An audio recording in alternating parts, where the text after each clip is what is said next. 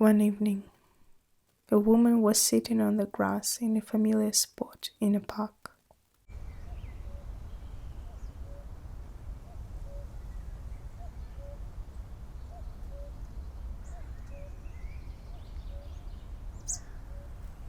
She was lost in her own thoughts.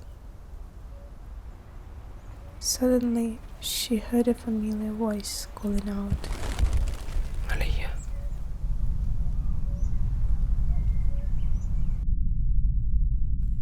She remembered a man in a taxi telling her, "Don't worry, it's only 8 months. I'll call you."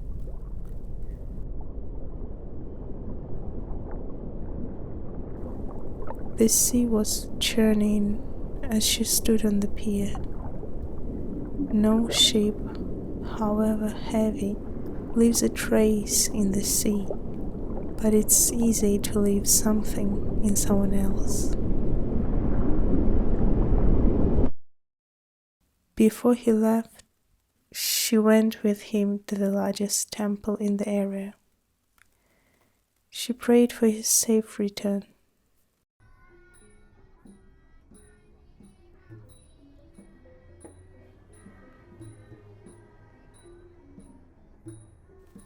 Dear Lord, I pray for my sailor at sea and pray that in line with your word, you will call out to you at any time during any storm, knowing that you will hear. It is you who is in control of the sea, and it is you who counsels storms so that the waves are still. Lord, I pray that those at sea will travel with your heavenly authority, so that they may be protected and remain in peace. This is the prayer of our hearts. Amen.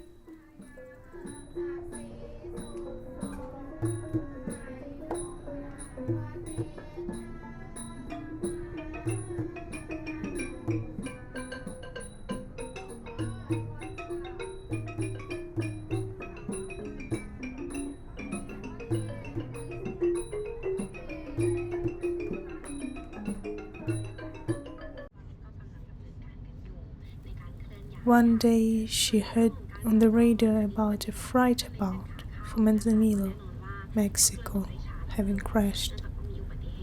She didn't pay much attention to the news, not even bothering to look up the number of the ship involved in the accident.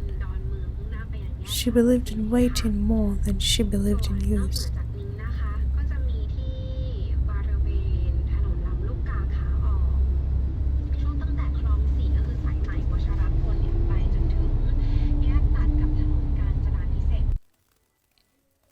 She would still go to the restaurant.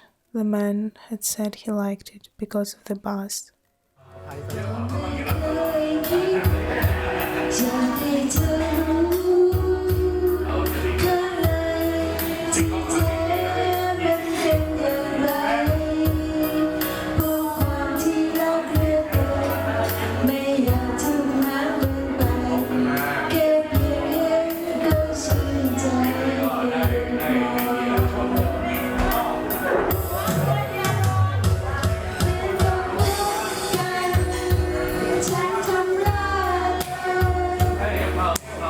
Only later did she realize that what he needed was some peace and quiet in the midst of the hustle and bustle.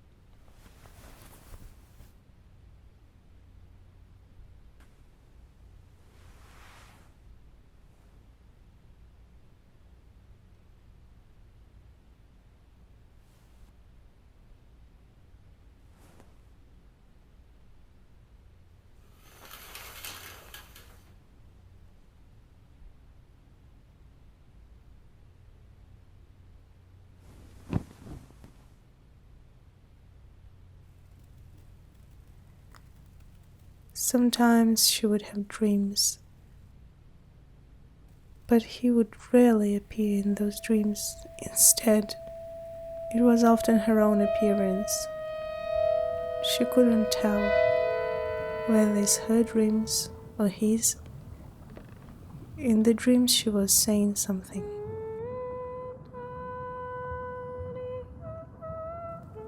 There's no tomorrow. We are just sleeping. As long as we are alive, that's eternity. The burden of disappointment, the nights of childhood fly into youth, and the days of youth are hidden in the days of age. You leave in the morning, and the smoke of the evening is curling on a thin monument. What day is it tomorrow?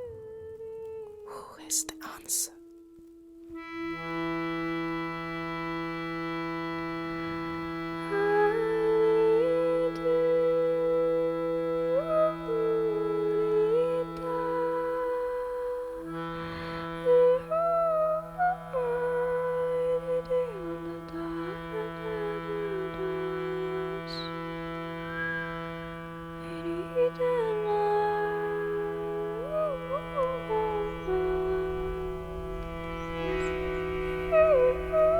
She turned back, but the voice didn't ring out again.